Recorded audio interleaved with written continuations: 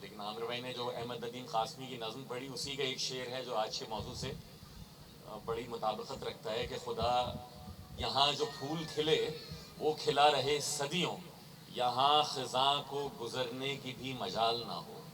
تو دوستوں، ساتھیوں، ماؤں، بہنوں، بزرگوں، آپ کا شکریہ اس پروگرام میں آئے ہیں۔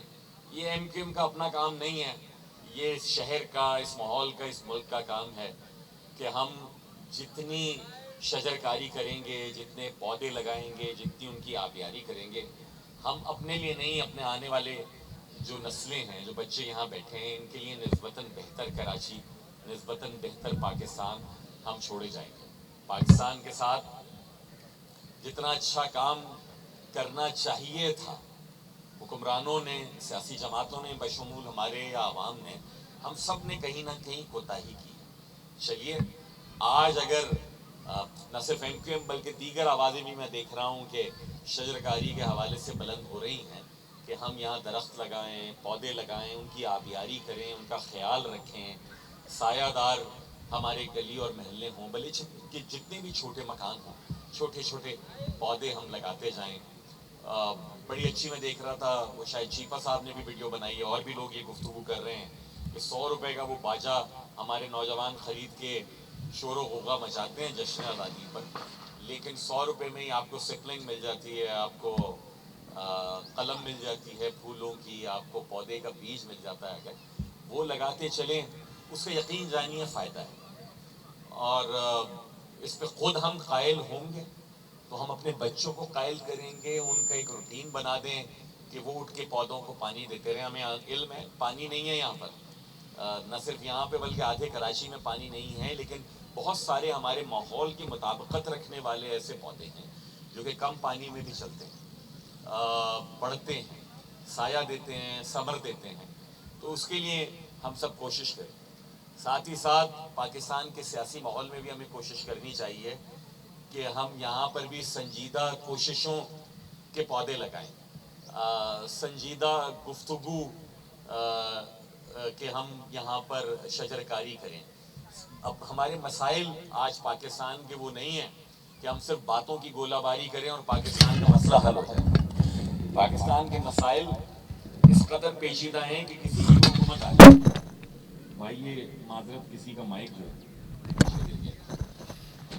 پاکستان کے مسائل اتنے سنجیدہ ہیں کہ کوئی بھی حکومت ہو، ابھی جو موجودہ وفاق میں حکومت ہے، مسلم لیگ نون کی ہے، ہم بھی اس کے ساتھ اتحادی ہیں، پاکستان پیپلز پارٹی بھی بڑی اسمارٹلی اس کی اتحادی ہے، لیکن اگر آپ اس کو ریورس بھی کر لیں، ہمارے تحریک انصاف کے دوستوں کی، مولانا فضل الرحمان صاحب کی، اچھک زئی صاحب کی، کسی کی بھی حکومت آ جائے، پاکستان کے مسائل جوں کہ توں ہیں۔ مسئلہ کیا ہے؟ 25 کروڑ آبادی ہے۔ پاکستان وہ بدقسمت ملک ہے کہ جہاں ہمیں کوششیں کرنا پڑتی ہیں کہ ہماری آبادی درست گنی جائے، اور وہ درست گنی جانے کا مقصد لوگ یہ سمجھتے ہیں کہ زیادہ گنی جائے۔ دنیا میں ممالک اپنی آبادی کم کرنے کی کاوشیں کر رہے ہیں، یہاں ہمارا کیونکہ نیشنل فائنانس کمیشن کا جو ڈویزبل پول ہے اس کے تحت صوبوں کو وسائل، پیسے ملتے ہی آبادی کی بنیاد پر ہیں، تقریباً 80-90% سے زیادہ، تو وہ کہتے ہیں ہماری آبادی زیادہ سے زیادہ دکھاؤ۔ بھائی رقبہ اتنا ہی ہے پاکستان کا، رقبہ نہیں پھیل رہا آبادی کے ساتھ۔ لوگوں کو بسانے کے لیے ہم اپنی فوڈ باسکٹ کو تباہ کر دیا ہے ہم نے۔ جہاں پر کھیت کھلیان باغات ہوتے تھے وہاں پر ہم نے ہاؤسنگ سوسائٹیز بنا دی ہیں، وہاں ہم آبادی بڑھائے جا رہے ہیں، وہاں ہاؤسنگ سوسائٹیز بنا رہے ہیں، لوگوں کے مکانات بن رہے ہیں، اور جہاں گندم لگنی چاہیے تھی، جہاں اور دیگر چیزیں لگنی چاہیے تھیں، وہ نہیں لگ رہی۔ ضمیر جعفری نے 1980 کے عشرے میں، خورشید بھائی 80-70 میں کہا تھا کہ شوق سے نور نظر لخت جگر پیدا کرو، ظالمو تھوڑی سی گندم بھی مگر پیدا کرو۔ ہم نے آدھا کام کیا، ہم نے آبادی کو بڑھائے جا رہے ہیں اور ہم گندم نہیں لگائیں۔ یہ پاکستان کا اتنا بڑا مسئلہ ہے، بدقسمتی کے ساتھ ہم سیاسی جماعتیں اس پہ بات نہیں کرتی، لوگ ناراض ہو جاتے ہیں، وہ کہتے ہیں مذہب کے خلاف بات ہے۔ مذہبی تعلیمات کے، مذہبی تعلیمات یہ نہیں ہے کہ انسان بھوکے مرے، مذہبی تعلیمات یہ نہیں ہے کہ عورتوں کی صحت متاثر ہو تو بھی ہم ان کو بچے جننے کی مشین بنا دیں، مذہبی تعلیمات یہ نہیں ہے کہ بچوں کے پاس ہمیں ان کو پہنانے کے لیے کپڑے نہ ہوں اور ہم کہیں کہ دنیا میں ان کو لے آؤ۔ اور اس کے بعد وہ مختلف نظریات کا ایندھن بنتے رہیں. ان موضوعات کے اوپر گفتگو نہیں ہو رہی. ہماری فوڈ باسکٹ ہم نے تباہ کر دی. ہم اوور پاپولس نیشن ہیں, ہمارے پاس وسائل نہیں ہیں ان کو اسکولوں میں بھیجنے کے. آؤٹ آف اسکول چلڈرن کی تعداد ہمارے ملک میں جتنی بڑھ گئی ہے خطے میں نہیں ہے, افریقہ کے 2-3 ممالک ہوں گے. یہ وہ مسائل ہیں جن سے نبرد آزما ہونا ہے. جو تعلیم ہم دے رہے ہیں وہ تعلیم حاصل کر کے, یعنی آج بھی خراج مشینیں ہم ٹیکنیکل کالجز میں سکھا رہے ہیں اور دنیا آرٹیفیشل انٹیلیجنس کے اوپر ہے. ہم اس ریس سے ہی باہر ہیں کہ جو دنیا میں اقوام کو آگے لے جانے کی جو ریس ہے.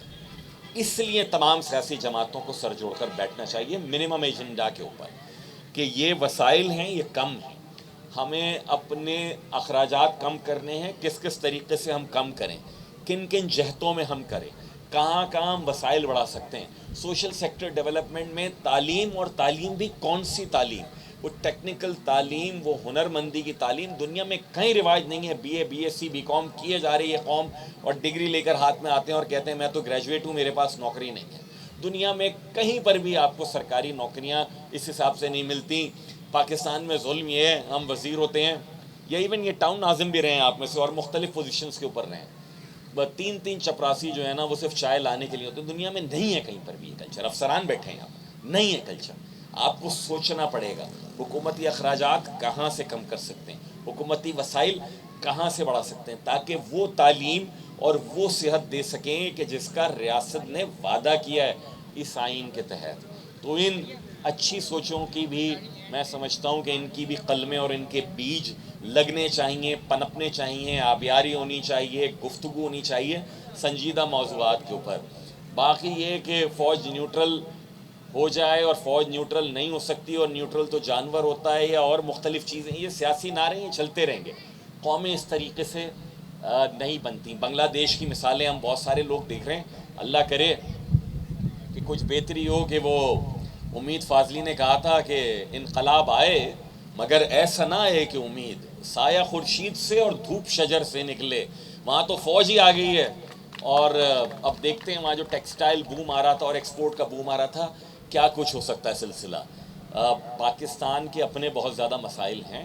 پاکستان جتنا کم بھارت, بنگلہ دیش, افغانستان کی طرف ان آنکھوں سے دیکھنا شروع کرے گا کہ جن آنکھوں سے وہاں بیٹھے ہوئے کئی دشمن ہمیں دیکھتے ہیں, اور اس کے بجائے ان آنکھوں سے دیکھنا شروع کرے گا کہ جس طریقے سے یورپی یونین میں اور دیگر علاقوں میں 200 سال آپس میں جنگیں کرنے والے ممالک نے اپنے پڑوسیوں کو دیکھا, تو شاید پاکستان میں بہتری کی کوئی تدبیر ہو.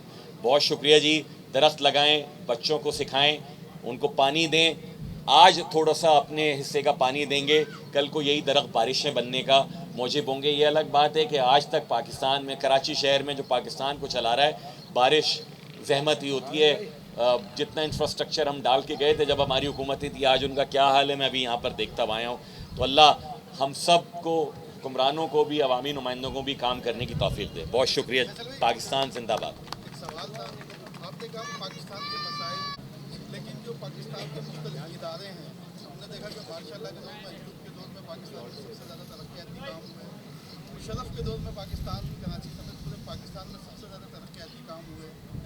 تو جو فوج کے جو اصل ادارے ہیں, مختلف ڈی ایچ اے, مختلف ان کے کام ہیں, وہ بھی بڑے اچھے طریقے سے پنپتے ہیں. تو آپ کیا سمجھتے ہیں کہ اس ملک کے جو مسائل کا حل وہ فوجی حکمران ہیں؟ پاکستان کے مسائل کا اگر فوجی حکومت ہوتی تو فوجی حکومتیں کبھی بھی پاکستان میں جاتی نہیں. جنرل مشرف کا دور ہو یا جنرل ضیاء کا دور ہو, پاکستان کے بیک یارڈ میں کیونکہ عالمی قوتیں بیٹھی ہوئی تھیں تو اس لیے ہمیں ڈالر بھی آ رہے تھے, فنڈنگ بھی آ رہی تھی, اور ہمارا جو مجموعی قومی خسارہ ہے, یا ہمارا جو کرنٹ اکاؤنٹ ڈیفیسٹ ہے, یا ہمارا ٹریڈ ڈیفیسٹ ہے, یا ڈالر کی کمی ہے, یہ سارے کے سارے مسائل اب نہیں تھے. میں یہ سمجھتا ہوں کہ اگر آج فوجی حکومت بھی براہ راست آ جائے تو بھی پاکستان کی آبادی تو یہی رہے گی نا, پاکستان کے خرچے تو یہی رہیں گے بھائی, پاکستان کی جو آمدنی ہے وہ تو یہی رہے گی. جس سسٹمیٹک تبدیلی کی ضرورت ہے, جن اصولوں کی بنیاد پر تبدیلی کی ضرورت ہے, بدقسمتی کے ساتھ ہم نہیں سوچ رہے. تبدیلی کے نام پر آپ عثمان بزدار کو لے آئیں, علی امین گنڈاپور کو لے آئیں, یا مراد علی شاہ صاحب کو لے آئیں, یا مریم صاحبہ کو, کسی کو بھی لے آئیں, جب تک سسٹمیٹک تبدیلی نہیں ہوگی تو پاکستان میں بہتری نہیں ہے. اچھا فیصل بھائی, یہ سابق گورنر ڈاکٹر اشرف کے بعد جو پاکستان آنے کی باتیں ہو رہی ہیں, اگر वो आ जाते हैं तो आप लोग फिर क्या करेंगे? हम उन्हें भी कहेंगे कि पौधा लगाएं, पौधे की आबियारी करें, यहीं बैठकर करें, और जब पौधा पनप जाए तो फिर उसके बाद उसके फल खाएं। Thank you. मैम कोई बोलना है?